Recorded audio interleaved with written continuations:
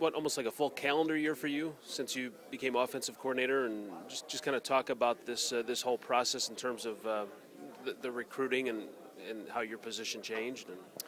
Yeah, I think as coordinator to some extent, you kind of take an overall view of trying to recruit, know every guy on offense, and be involved in the recruitment somewhat. It's hard to do, and obviously you don't get in with every guy, but the guys that you feel like can really have an impact, you want to make sure you get to know all those guys and develop a relationship with them and give them a vision of how you see them being used in the offense. I think that's really important. So, you kind of got an extra added duty from that standpoint. Got about a handful of offensive linemen. I know that's a position that's close to your heart. Just talk about that position in general and what you guys were looking for.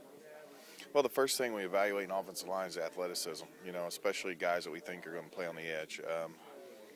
You like to get athleticism and size. You don't always get it. So really sometimes when I say size, I'm thinking more about pounds or mass. What you're looking for is athleticism in a frame that you can put the mass on, especially on the edge. So I feel like we got some guys that can really fit that bill in Sam Bailey and Paul Adams, and possibly even Mike Fairchild. And then really what you're looking for when you get inside is you're looking for athletic movement. You're looking for more power and more mass from the guard center type areas. And Andy Bauer and Kevin Pendleton, I think really bring that to the table. So as we look at those guys, Mike Fairchild's probably kind of a hybrid guy. He's probably in between somewhere there. But Sam Bailey and Paul Adams being tackle prospects, and Andy and Kevin being guard prospects. Are you pleased? Well, I just think he's been very dedicated to becoming a really good football player. I think he understands what it takes. He's really developed his strength. He's developed his technique. He's been coached well, and it's really important to him. At the end of the day, that's what makes him effective. It's important to him that he's a good football player, and he takes a lot of pride in it. And he goes out and he plays really well. What was it that made him switch from Ole Miss back to Mizzou?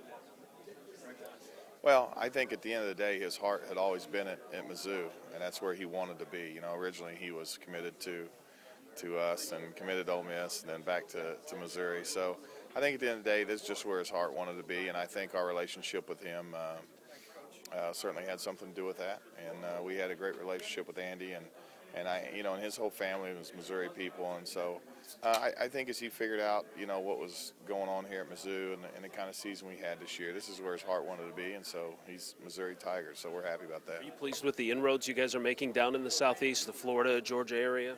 I am. I think we're making some great inroads. I think, being in the SEC, obviously, young men in that part of the world want to play in the SEC.